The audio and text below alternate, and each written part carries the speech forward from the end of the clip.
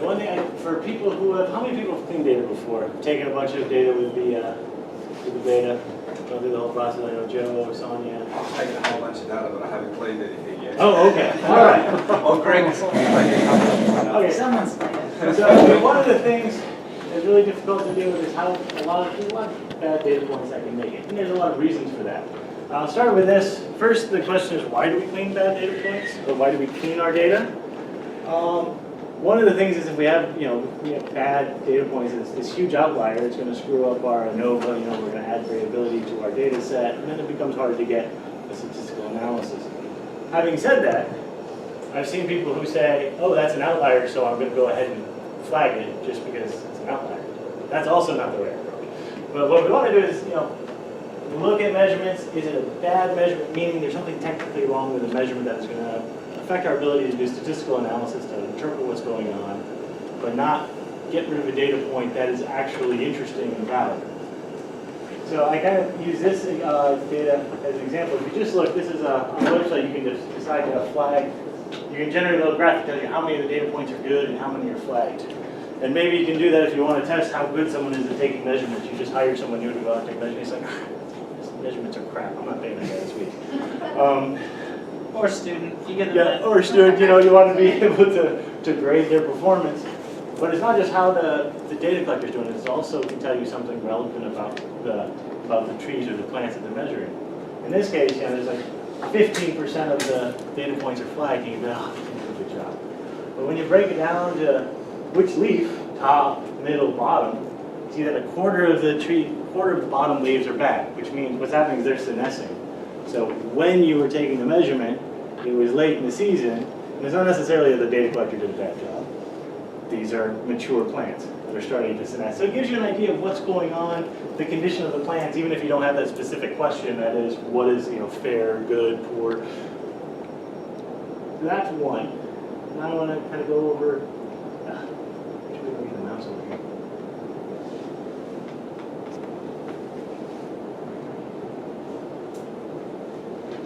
There we go. Oh my goodness, this is a bad screen. You can't see anything. No? It's all bad. All right, so actually, I'll right take in front of the screen and I can't see. I'll draw.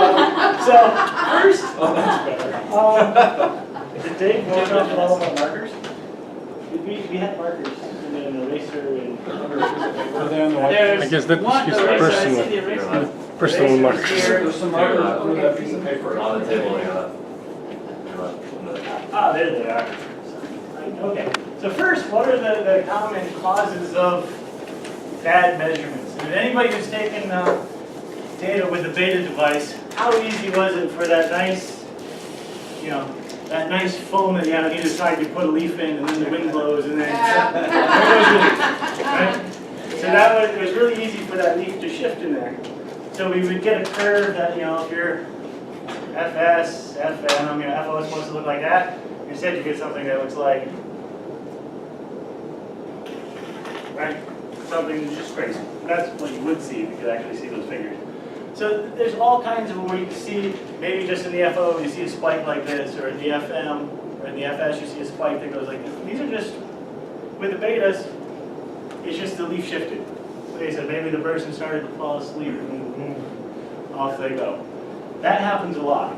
But with the new device, if you notice this today, how many had trouble keeping the clamp on the leaf today when they were out taking measurements? Anybody notice the problem? We have these rubber seals that actually kind of hold on to the leaf a little bit. And if the leaf is going to be really shiny and waxy, there's still a chance it's going to slide. You still have to be careful. But you can't just move your hand a little bit and then. So hopefully, what I would say is the #1 cause of bad data points with the beta device, I'm hoping we've eliminated that. I don't know, what do you think, Greg? I think we'll pretty much gotten rid of that main problem. And I think leaf movement was the worst. Yeah, But, I agree. It's going to be much improved. Yeah. But So- you do sometimes have to, I would suggest like holding on to the stem. you still need to. Yeah, hold on to the stem instead of the leaf, and you need to see if you're out of doors, if you're doing a tree and it's on a windy day, obviously it's different than if you're in a growth chamber and the plants are just sitting there. Obviously those conditions matter. But that's the first reason for, Sorry. Yeah, well, so actually that leads me to a good point. So the other thing that we implemented on this new device that we did you tell them about open close start?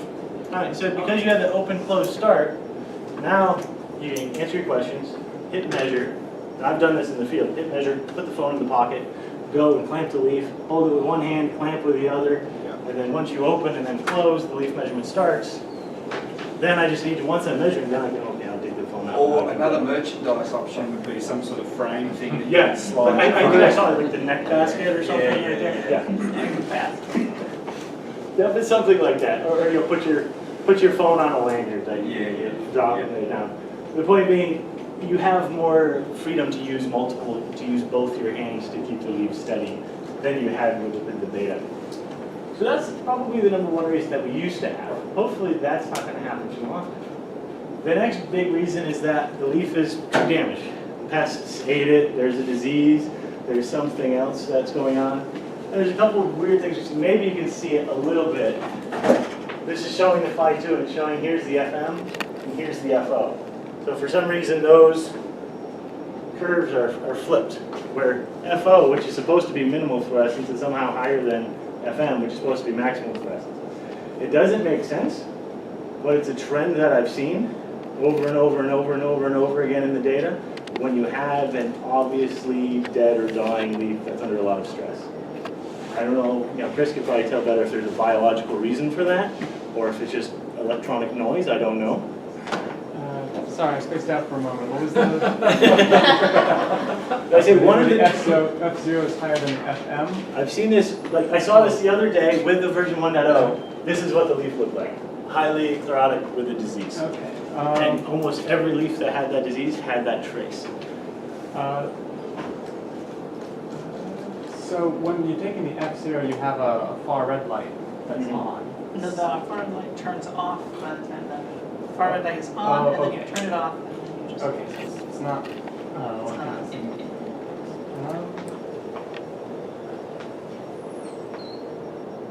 Best I could. I don't have a biological explanation for that. Okay. And it's quite possible that that somehow the disease is actually responding to the light somehow, and we're actually picking up a signal from the disease. I don't know.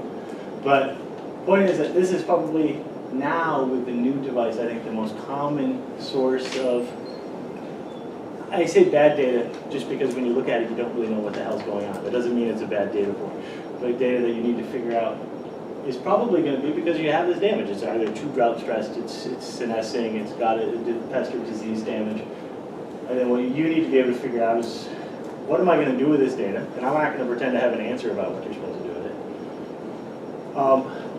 So one of the things, this is where we talk about the picture. I hope everybody got a chance to look at taking a picture after the measurement that we now have in the app. Because what happens is, when you take the measurement, you're like, oh, okay, this is a dead leaf. Then you don't say anything about it.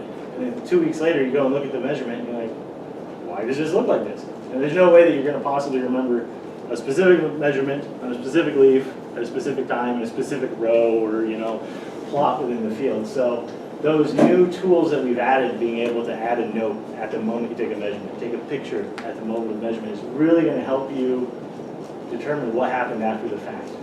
Because if you don't have a picture, you're going to look at this and you're going to say, this is bad. How can FO be higher than FM? I'm just going to flag it. I'm going to throw it out.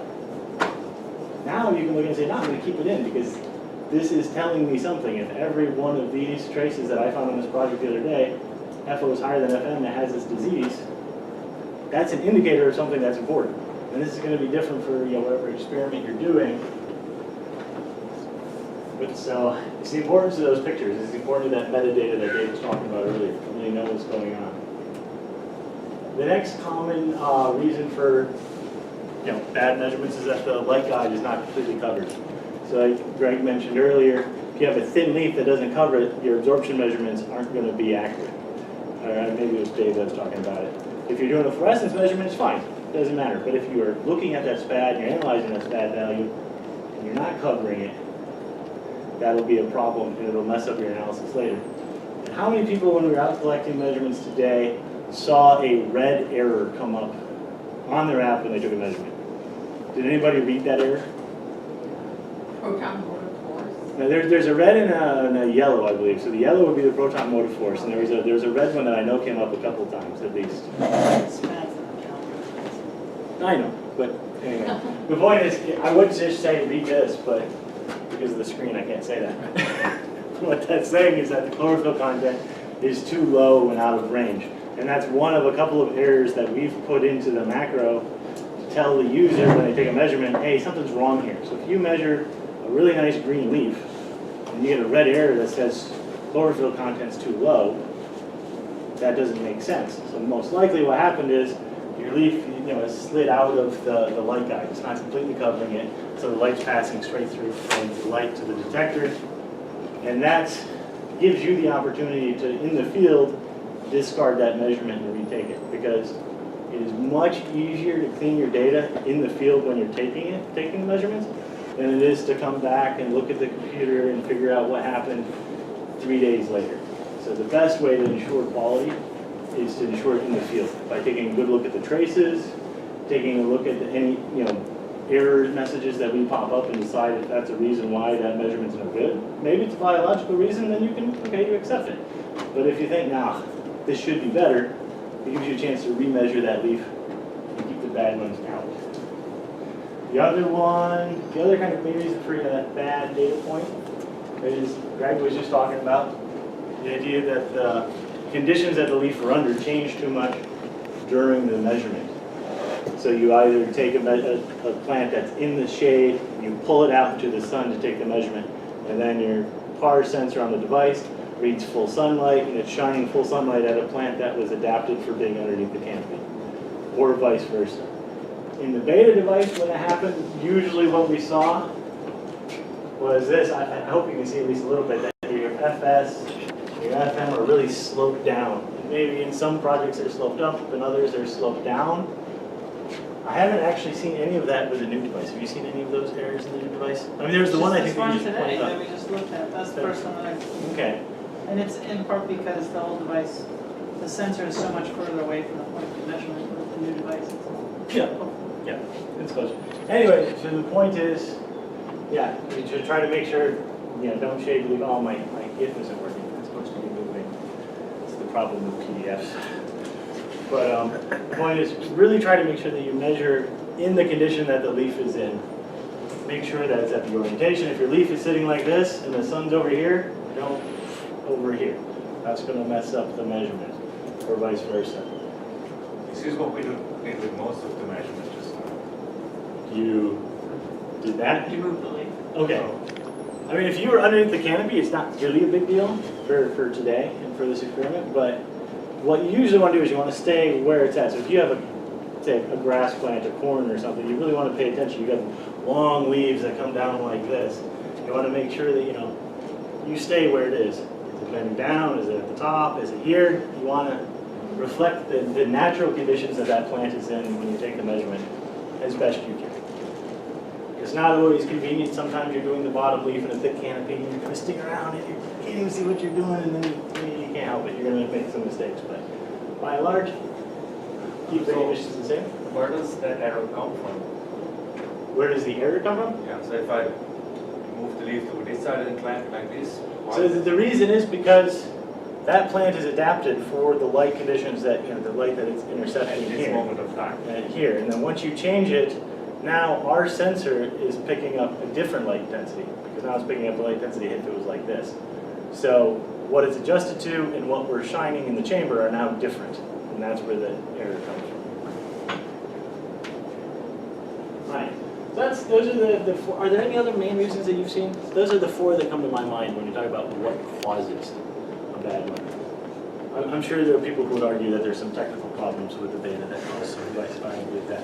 Yeah, I think also, with proton motor force, well, like you guys saw, and maybe we should change these warnings, but right now, if proton motor force is too low, it just lets you know. It says it's either too low or it's either too low or it's noisy. If you have low light intensity, that's okay. It's just something to be aware of. Yeah. And then proton motor force is really easy to be noisy, so even just a little of this will screw up that. Yeah. Actually, yeah, somebody had a suggestion that you have that error be if proton motor force is too low and light density is above a certain point. Yeah. Show the error. Yeah, Anyway. we need to work on that. So yeah, I mean, so me and Greg will be working on those macros. We'll be trying to refine the errors. Our goal is to try to give the user as much information that they need in the field as possible.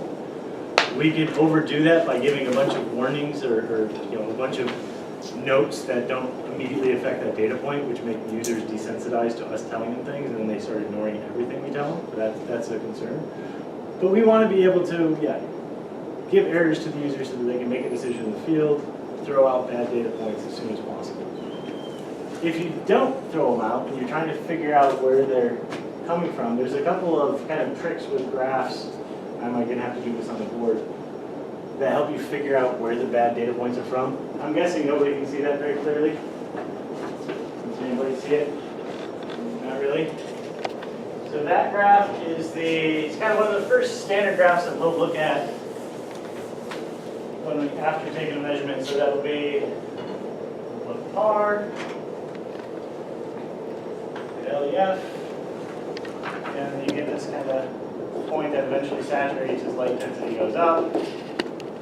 Generally, it's pretty tight in the top, and then it might look like that. Is that similar for people who've used the beta? That's similar to the graph you've seen in the past? So one way to look at bad data is now you start getting a bunch of points kind of down here, a bunch of points up there. They're not necessarily a bad point, but if you start wanting to say, okay, where are my bad data points? Where are the outliers that are going to mess up my analysis? That's the best place to start looking. Generate this graph. We'll start telling you, you can look at this one. You might be able to see there's some of these up here, they're usually going to be bad. The other graph is a graph I'm not going to draw. You've already seen a couple times, which is that phi n q by phi 2 graph. And that's one of them where you'll start seeing, just you graphing, like, what are all these points way over here, way over here? So start by looking through those data points, and then do what Greg did, which is, as best you can, figure out what happened. And then flag, and then you go over, there's that issues bar on the side of the Data Explorer that allows you to go ahead and clean that out. So this was another graph that we use, which is phi 2 versus NBQT. Again, it's one where we usually see a lot of outliers. But the phi NPQ over phi 2 can also suggest if you're off. So if I'm looking at a tree over time that's improving in health, you're going to have the outliers down low, and then they're all going to line up as the tree improves in health. Yeah, actually, so phi 2, you're not going to see it very clearly, but let me see. The phi 2 by, I think this is by MPQT, is actually, no, sorry, this is LEF by MPQT. Sorry, this is LEF by MPQT. You can't see it really good, but here you've got just kind of a nice loose mix of measurements. Here you've got them here, then you've got like an outlier up here, and an outlier down here, and an outlier here. So that's another graph. Because you're right, with the phi 2 versus phi NPQ, you're actually looking for how, right, improvement along that line. Yep. Are they coming back up to that optimal line? Yep. So, one last thing that people I don't realize is when you look at the table view, the spreadsheet view, you can sort that by any of the categories, any of the columns in a spreadsheet. So you can go through and you can say, find your FO parameter, and you can go over and you can click on it and you can sort from low to high or high to low. Quite often you might have bad measurements that are too close to 0. Yeah, if you want to just bring that up on the, I don't think it'll matter on this one, but, so you can start looking at the lowest or the highest of various parameters, and the top 5 or the top bottom of, phi NPQ or NPQT might be the ones that have problems. Really what we're trying to do is just trying to figure out where is the most likely place. Do phi N is always, FO is always one that I do. You want to pass it? You want to pass it? FO prime. Is phi NPQ always on the X? It's whatever. It doesn't matter? So here's some negative FO primes. Yeah, exactly. So if you've got negative FO primes, those are probably all bad data points. Let's see if we can actually look at the measurement and see what's going on.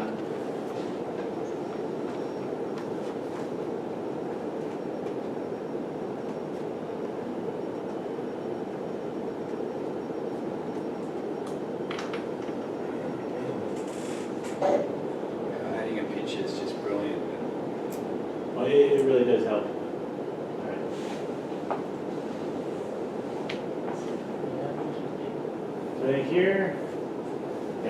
250. So here you can see, we basically just bottomed out the graph. For whatever reason, what is this? This is at 250, and then so the baseline was at, must have been at about 350? 330? Yeah, so we're below the baseline, that's why we're getting these negative numbers. So all of our phi parameters are going to be, we're going to come out negative. We're going to end up with a negative phi in PQ. And I've always assumed that to be, you guys can correct me if I'm wrong, that we're just too close to the resolution of the device. And then you're going to get a few that the device just can't read. And there's really not much we can do about it. But you don't want to include that data in the analysis because it's going to be messed up. So the other one, I think that was. I have a question. Mhm. So this is from the fluorescence parameters. Yeah. What about the rest of the data points? What you can do when you go to the. I mean, if you flag a data point, right, you're Oh, yeah. flagging all the data that's Everything. taken from a measure. Yeah, at this point. Yeah.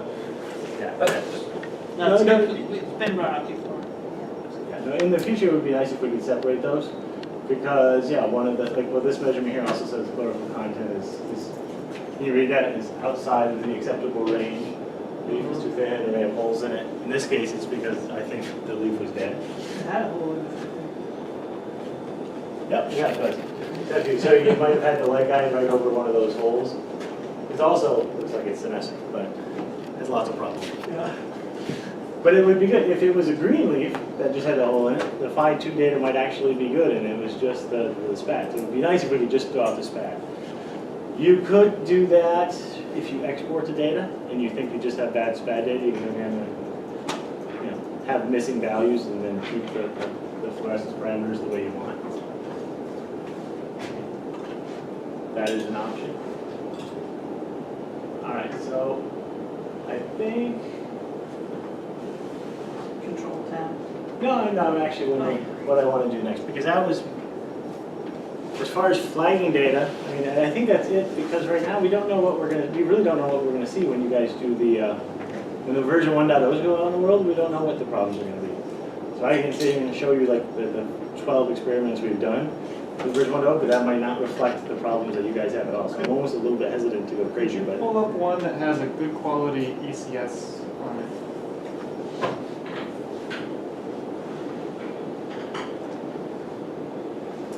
Yeah, so what would you, Light ECS intensity. amplitude. No, do light. all right, Oh yeah, highest light intensity.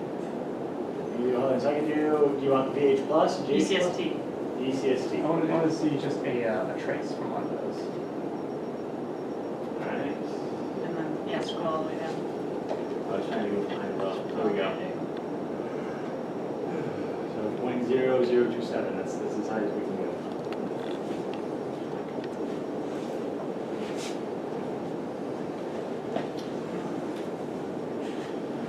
Zoom in a little bit here. I don't think we got any good ECS traces today. Yeah, this one's here. They're just teeny, teeny. Yeah. Oh, yeah, there you go. A little bit more, yeah. There you go. So I don't know if this is something that happens in plants or not, but in algae, we often see it comes up and then it comes back. Actually, we'll see this in plants if this was several seconds to a minute long. That it goes up and then comes back down. If you see that, it's still good because you're just worried about the kinetics over here. But if you had a instrument that could do a lot more, well, maybe this could do it someday as well. But there's other information that you could get from a longer ECS trace. But those are like 30 seconds to a minute long. Anyway. And this was shorter. Maybe. Yeah, looking at the ECS there, if you get funny values, take a peek and make sure you get a nice sort of like upside down exponential decay on the front edge of that. So we actually, behind the scenes, and we'll look at this a little tomorrow with macro, you can do a lot to this data to prep it. So like, these CCS traces often are tilted, like the whole trace will be tilted, like you'll see it like this. And so in the macro, we actually take this, we figure out the slope of the tilt, we adjust it back down to even, then we take out all the outliers if there are any, and then we do a full polynomial regression, a full exponential decay, I think, on that. So we get the decay kinetics, and then we pull ECST from those kinetics. It's like a big, it's a process to get it right. Yeah. It's a real process. So, but I guess my point is, if you're thinking about doing something yourself where you have complicated kinetics, there's a lot of power there to do a lot of work and to deal with a lot of noise even and still get quality data, of course. So that's our leaf, Chris. What do you think you can there? This leaf? Oh, that's a happy leaf. Yeah, that's the first 5. It's green, yeah, it's one of the first 5, one of the green ones. It's got a nice, strong proton motive force going. Right, that's the amplitude is related to the proton motive force, which means that you've got lots of turnover of the photosystems and the ATP synthetics going through. We have phi2. Yeah, it's there, but we can see this. Where's the phi2? No, I mean not the phi2 trace. I mean like these numbers. Where is it? 0.1. Okay, so it's in high light. So that's not a high phi2, but because of the light intensity, you would expect it not to be. Given that it's full sun, then it still has a probably 2.1 level. Is there a, Which means you'd look at the LEF value, right? So it's just phi2 times the light intensity, right? So it's still very high in terms of, so it's green, looks healthy. The data also suggests that it's healthy. so for that measurement, are there light intensity thresholds that you should consider at all? Like you wanted the highest light intensity so you could show this. Oh yes. But is there a value that 200 micromoles is too little to even? For ECS, yes, below about if your hand's really steady, you can go down to about 75 micromoles, or microinstants or whatever. Below that, you really just can't see it's flat. If you did repeated measurements like they do in the lab, then you can see it. Yeah. I mean, it's your signal strength is proportional to the proton motive force, or in other words, the amount of photosynthesis it's doing as an absolute value is going to determine how much of a signal you're going to get. So more light is better. I would say 200 microeinsteins or higher for good quality. If it's less, that just your signal gets smaller and smaller, and since you're getting these values like the VH plus, the GH plus, those values are done by fitting a formula right to the data. So as it gets a smaller and smaller signal, it might not be obvious just from looking at the numbers that it's not good quality, because your formula is always going to fit to something. Right? No matter what data you give it, you can fit a formula to it. But whether or not that's meaningful, you have to actually look and see, okay, do I see a curve? If you don't see a curve, whatever your formula fit to is giving you an illusion. And we do try, again, in the macro, if the formula spits back something that's unreasonable, we'll auto set it to values. We try to address this. Yeah, but again, if that does happen, it also appear as an outlier if you plot any of the ECS-derived values against some other value. And you actually saw that in the graph from VH plus that you did. There was a whole bunch of zeros Yeah. at the base, and those were because I was just setting them to 0 because they were outside of an expected range, basically. So I set them to 0. You can also just set them to NA, and then they won't appear on the graph at all. But it's one of these aren't, there's no absolute right decision on that. You kind of have to decide, what should you do. I'll give this warning when we get to the data analysis. I don't want to overflow people's heads. The ECS measurement is one that is difficult to parse even among professional scientists. So, if it goes over your head like this, don't worry about it. Don't sweat it too much. But it's very important. It seems to be. According to the people who have trouble figuring out what it means. I don't know what night to write. I mean, as far as cleaning data, really the last thing I want to say is the other error that's going to mess up data analysis is that people put in the wrong answers. Some people have fatter thumbs than others, and they don't maybe necessarily pay attention to the fact that it's plot 2, 2, 2, 12, 2, 2, 2, 2, 2, that they just hit the wrong answer. So there's no right way to do it, but it's always a good idea to, if you can see, now that we've got this measurement history screen, it's really helpful. Everybody should be able to go through their own data after they collected it before they hit the submit button and say, okay, is there something where I know how I was walking through the field, so I should know pretty much the order of all the questions. Is there something here that's out of order? And can I, before I submit it, get rid of it? Because once it's on the website, it's almost impossible to find a mislabeled data point. I mean, how are you going to find it? It's not going to be an outlier. So that's one, the easiest way is to use a measurement history screen. The other way you can do it, and we've done it in the past, and Eric, who used to work here a year ago, he used to spend a lot of time doing this, is he would go by, person, by time, and then sit there and go, okay, how is he supposed to walk through the field? He's got his field map here, and he's going, wait a minute, he was supposed to go over here. How come he went over here? No, wait, he's in the wrong plot. And then you can either flag those data points if you realize that someone was in the wrong field, or one thing we're going to be able to implement soon is the idea of being able to add a column of data. So if you know, it's like, the data is good, and I know what it's supposed to be, so I just want to input new answers. I can download the data, add a column that is, say, corrected user answers, and then I can go through and put in the new answers for all of those data points, and then re-upload that to the website. And this isn't here yet. Hopefully within a couple of months we'll have this implemented. So then you can fix it. Does that mean you may be able to put a whole new project in as well? Well, as far as inputting data, you can input yield data. I mean, any other data that you have that you want associated with every measurement, you can add. After the fact. After the fact, after the project's done. So we're adding that capabilities. Correcting answers is just one use case where that might be helpful for people. Mostly it'll probably be yield data, but you shaking your head, you don't believe me, or you don't believe you'll ever implement it? So Sebastian is in charge of implementing that feature, and he looks doubtful. Oh, God. It's on staging. I mean, so that's the last point as far as data cleaning, unless anybody has other questions about people who've done it, especially. Yeah. So your second point, which was about when plants under stress. Yeah, if they're too damaged, sure. Yeah, so sometimes you really want to compare plants under stress and under.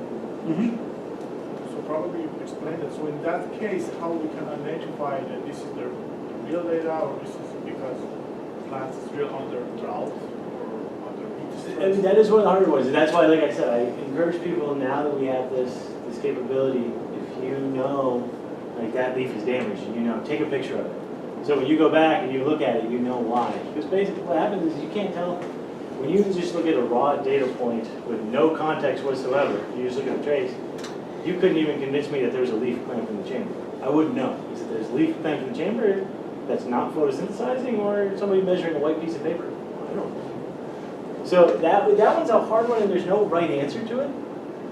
If you know, and if you look at the user answer and it's severe drought stress, because that's what you put in, okay, now you've got a pretty good idea that that's what caused it. Then you've got to decide how to deal with it. Do you have a phi, because it's probably giving you a phi and O of 0. There's a phi and O of 0, keeping that in the data, is that a good thing? Does it help your analysis, or is it actually contradictory to other data points? So then it's like, can you set things to a certain value for an analysis or not? I honestly can't answer that question. It's something we've talked about. It's going to be kind of to each their own. Can I quickly just reiterate? So, photomotive force high, low light conditions is potentially bad. By low light conditions? Was that right, or is it? Sorry, It's hard to measure. It's hard to measure at, say, under 200 microeinsteins.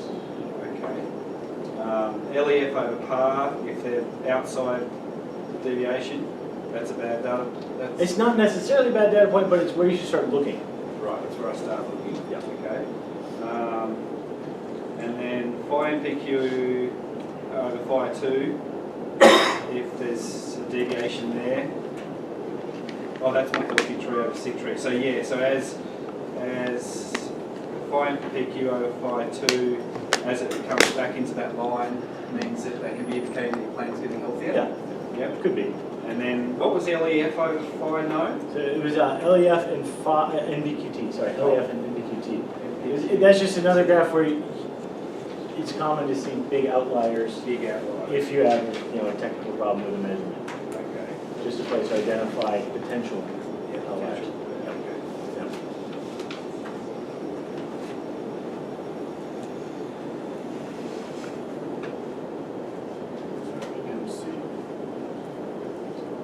Oh, no, I was just going to say, an ECST is important, but we're not sure. Important, but we're not sure. Sorry. So my question is not related to cleaning, general question. So you didn't see the parameter stomatome contact? Yeah, no, we don't. It's not yet.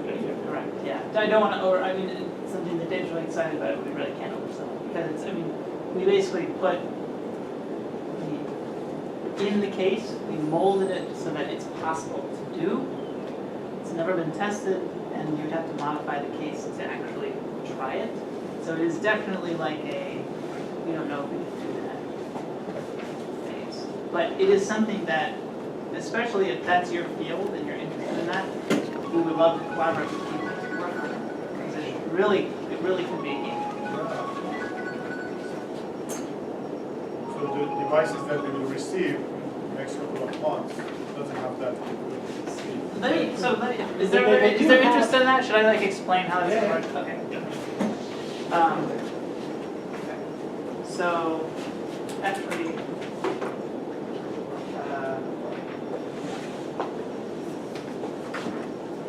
I'm trying to think of the best way to describe it. Because it's all inside here. So basically these connect to channels which are in the case. I don't know if you remember the thing that Dave showed. There's these little channels that kind of go like this. One channel goes like this. One channel goes actually like through where the leaf is and comes out the other side. And it goes over here. Connects. And then there's this thing. So this isn't quite right, but anyway, we get it. There's a temperature humidity sensor here. And there's a temperature humidity sensor here. So you're pulling in some, let's say you're pulling in some air. Half of the air is going to go over a temperature humidity sensor, which does not pass over the leaf, that's ambient. Half of it's going to go over the leaf, and then over a temperature humidity sensor. That's your leaf. You're going to take the difference between those two outputs.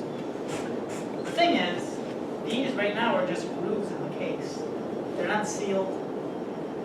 They're not, like, so the plan is to... But the sensors are in there. Correct. Yep. Yes. Sensors. So the plan is designed to do this is to basically get a really thin piece of tape or a very thin piece of paper and laser cut it out so that it sits flush over this whole thing. That actually kind of needs to curve up. This thing is three-dimensional. And then it seals these grooves. And then all of a sudden you can move it. So you have to take this. It's not a huge. I mean, it's totally doable. Take this thing apart. You know, do a 3D outline of that. Just cut it. Glue it in there, put it back together. Then what I would suggest is getting like a low pulse diaphragm pump. Maybe this tiny little low pulse diaphragm pump. And you can put a pulse current on the output of it. And then use that to push the air through, and then you'd be that would be it. You'd be all set. How long would that measurement take?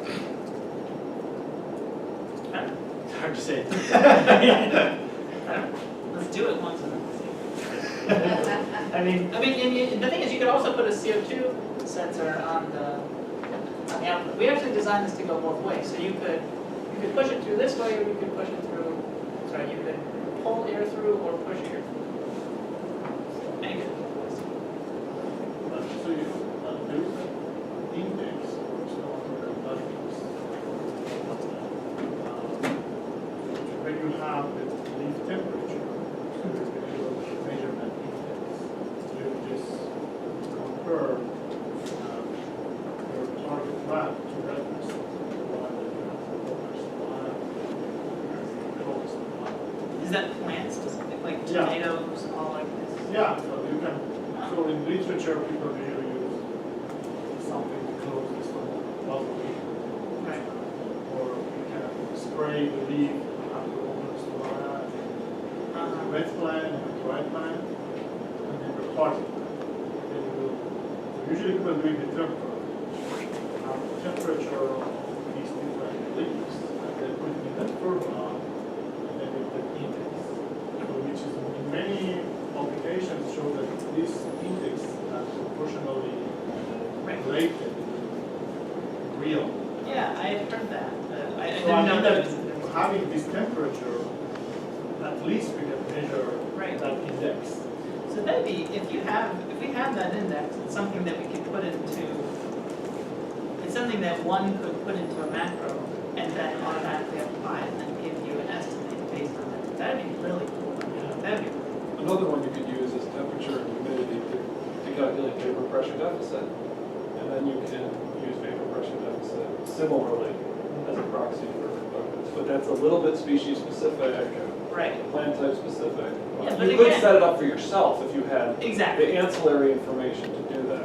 Or if you have a library that we could input, that you could, and that was to your original point, is do you have any predefined questions? Those are the sorts of things that, Sebastian's brought this up a few times, about having standard questions or standard libraries, you have a special feature. It's a really good idea for the next step, combining this data together so that everybody can. Cool. If I start a new project, can I pick up the data from, this year down the track and use it? So say I start a completely new project from now with a new device. How can I use the data from the beta? I Should I think- just change the questions in my current To project? be honest, I would create your projects based on the goals of the specific project and worry less about. We'll have the tools later on to pull data from many projects into one place, which is the concern, right? Yeah. Because you can kind of overkill a project. Like if you just put everything you have into one project and you have like 18,000 questions and there's 3 different, it becomes just unwieldy. Like that's why we have different projects, because they have different goals. So at this point, I would assume that that in the future you will have the ability to combine them. It's just, otherwise you can end up with a mess. So I wouldn't worry about it. You have the ability to export data to like spreadsheet. Yes, and you always can do that. Yeah, you can always. All right, Dan, you want to talk about, Designing experiments. and if you guys want to do, I might ask like when we're done with this, we can get some feedback on today and then we can decide. We have a plan for tomorrow, but if you guys are interested in this, it's important.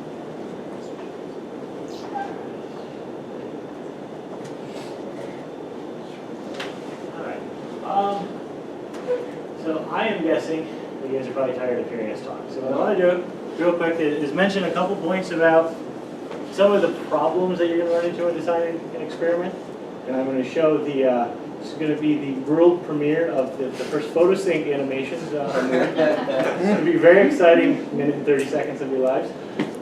And then I want people to break up into groups and kind of go through their process and talk about how they would create an experiment and how they would design their photosync experiments. And me and Greg and others, we'll go around the room and kind of work with every group. I think that's a little bit better than continuing to listen to somebody standing up top. So before I show this exciting animation, what are based on the conversations today, what Dave was talking about, your own experiences, what are the biggest constraints that you see in designing a good experiment, an experiment that allows you to answer the questions that are central to your interests? Getting through enough trees on the same day Yeah. and replicating the same light. So light conditions are Light changing. conditions are changing Mm-hmm. at different times of the year. I'm working on trees over years, and then I've got the reality of not being able to be there at the same time of day every single time. So it's Every different single light conditions, Yeah. different growth stages, Yep. different time of day, Yep. the fact that you can't clone yourself and take more measurements while doing something else at Yeah. the same time. Yeah. Anything else that you kind of big ones that maybe people have run into in the past or foresee as being problems?